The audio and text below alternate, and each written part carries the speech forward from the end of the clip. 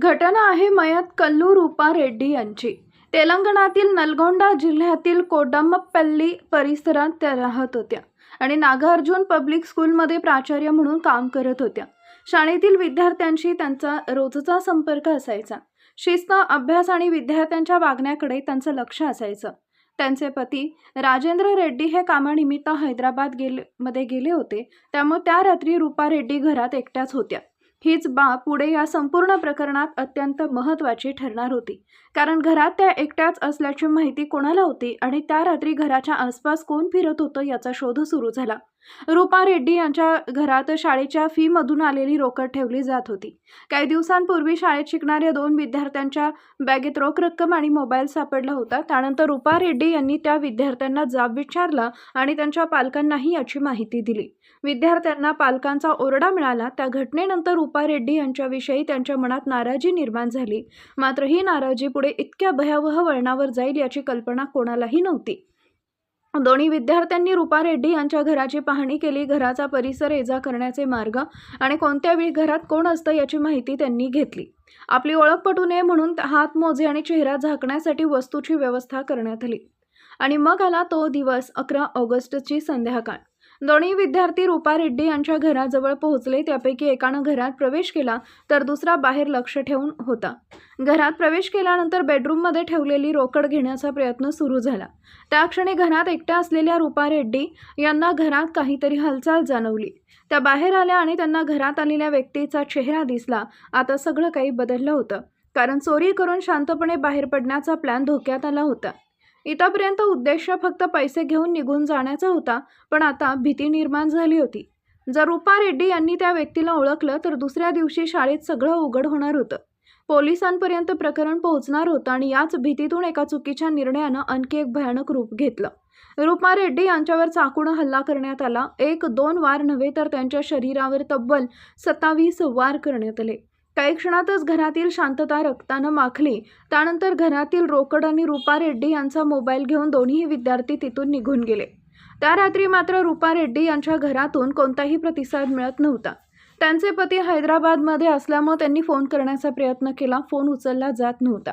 एकदा दोनदा नव्हे तर वारंवार फोन करूनही प्रतिसाद मिळाला नाही। चिंता वाढली। त्यानंतर शेजाऱ्यांशी संपर्क करण्यात आला। घराजवळ गेल्यानंतर जे दृश्य समोर आलं त्यानं संपूर्ण परिसर हादरून गेला। रूपा रेड्डी घरात मृतावस्थेत आढळल्या।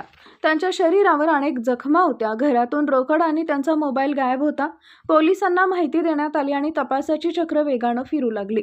पोलिसांसमोर आता एक मोठं कोडं होतं। घरात चोरी झाली होती, पण चोरी करणाऱ्यानं हत्या का केली? आरोपी बाहेरचा होता की घराची माहिती असलेला कुणी? घरात पैसे असल्याची माहिती कुणाला होती? आणि सर्वात महत्त्वाचं म्हणजे रूपा रेड्डी यांना शेवटच्या क्षणी कोण भेटलं होतं? परिसरातील CCTV तपासण्यात आले। तपासासाठी अनेक पथकं कामाला लागली। सुमारे 80 लोकांची चौकशी करण्यात आली। परिसरातील अनेक CCTV कॅमेऱ्यांचं फुटेज तपासण्यात आले। काही फुटेजमध्ये चेहरा झाकलेली व्यक्ती दिसत होती, त्यामुळे तपास आणखी गुंतागुंतीचा झाला। आणि मग या हत्येच्या तपासात एक छोटासा शब्द अचानक अत्यंत मोठा पुरावा बनला। तो शब्द होता बाबू। रूपा रेड्डी यांनी हत्या होण्यापूर्वी फोनवर बोलताना हा शब्द उच्चारला होता। त्यानंतर फोन बंद झाला। हा शब्द पोलिसांसाठी महत्त्वाचा ठरला, कारण रूपा रेड्डी शाळेत प्राचार्य होत्या आणि विद्यार्थ्यांना त्या बाबू या नावानं संबोधत असत। त्यामुळे तपासाची दिशा थेट शाळेकडे वळली। शाळेत कोणत्या विद्यार्थ्यांना या नावानं हाक मारली जात होती? कोणत्या विद्यार्थ्यांच्या हालचाली संशयास्पद होत्या आणि कोणाकडे अचानक मोठ्या प्रमाणात पैसे आले याचा शोध सुरू झाला। शाळेतील विद्यार्थ्यांची माहिती तपासण्यात आली। त्यामध्ये 10वीच्या 2 विद्यार्थ्यांच्या हालचालींनी पोलिसांचं लक्ष वेधलं। घटना घडल्यानंतर त्यांच्या खर्च करण्याच्या पद्धतीत अचानक बदल झाला होता। काही दिवसांपासून ते मोठ्या प्रमाणात पैसे खर्च करत होते। एका विद्यार्थ्याकडे मोठी रोकड आढळली। त्याच्याकडील पैशांबाबत विचारणा करण्यात आली। सुरुवातीला त्यानं वेगवेगळ्या कारणांनी पैसे मिळाल्याचं सांगितलं, मात्र पैशांचा स्रोत स्पष्ट होत नव्हता। पोलिसांना संशय अधिकच वाढला। पैशांची फॉरेन्सिक तपासणी करण्यात आली। एका विद्यार्थ्यांकडून मिळालेल्या रोकडमधील काही नोटांवर रक्ताचे डाग आढळले। त्या रक्ताची तपासणी करण्यात आली आणि ते रक्त रूपा रेड्डी यांच्याशी संबंधित असल्याचं स्पष्ट झालं। आता तपासातून एकामागून एक धागे जोडले जात होते। CCTV फुटेज, विद्यार्थ्यांच्या हालचाली, अचानक आलेली रोकड आणि रक्ताचे डाग, या सगळ्यामुळे संशय अधिक मजबूत होत गेला। मात्र अजून एक महत्त्वाचा पुरावा बाकी होता, रूपा रेड्डी यांचा मोबाईल। रूपा रेड्डी यांचा मोबाईलही संशयित विद्यार्थ्यांकडून मिळाला. हत्या झाल्यानंतर गायब झालेला फोन त्यांच्याकडे कसा पोहोचला हा प्रश्न त्यांच्यासमोर ठेवण्यात आला. विद्यार्थ्यांच्या हालचाली, त्यांच्या संपर्कातील लोक, पैशांचा वापर आणि घटनेनंतर त्यांनी केलेला प्रवास तपासण्यात आला. चोरी करण्याआधी घराची पाहणी करण्यात आली होती. घरात पैसे कुठं ठेवलेत याची माहिती घेण्यात आली होती.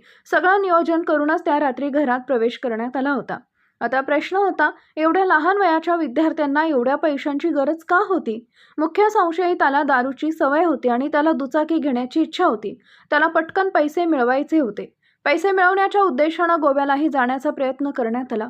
सोशल मीडिया आणि व्हिडिओ प्लॅटफॉर्मवरून पटकन पैसे कमवण्याचे मार्ग शोधले जात होते. पण पटकन पैसे मिळवण्याच्या या नादात चुकीचा मार्ग निवडला गेला आणि त्याचा शेवट एका महिलेच्या जीवावर झाला. आणि आता या प्रकरणातील आणखी एक धक्कादायक भाग समोर आलाय. हत्या झाल्यानंतर दोन्ही विद्यार्थी चोरीच्या पैशांसह बाहेर पडले. त्यानंतर ते गोव्याला गेले. तिथं त्यांनी पार्टी केली आणि पैसे खर्च केले. एका बाजूला रूपा रेड्डी यांच्या घरात त्यांच्या कुटुंबावर दुःखाचा डोंगर कोसळला होता, तर दुसऱ्या बाजूला हत्या करून पळून गेलेले दोन्हीही विद्यार्थी चोरीच्या पैशांचा वापर करत होते. त्यांच्या अचानक बदललेल्या जीवनशैलीमुळे तपासाची दिशा आणखी स्पष्ट झाली. परंतु अजूनही एक प्रश्न बाकी होता. हत्या करण्याचा निर्णय नेमका कधी घेतला गेला? सुरुवातीचा उद्देश चोरीचा होता. घरातून पैसे घेऊन शांतपणे बाहेर पडायचं होतं. मात्र रूपा रेड्डी यांनी आरोपीला ओळखलं आणि त्यामुळे सगळा प्लॅन बदलला. पोलिसांकडे तक्रार होण्याची भीती निर्माण झाली. त्यातून चाकू बाहेर काढण्यात आला आणि रूपा रेड्डी यांच्यावर हल्ला करण्यात आला.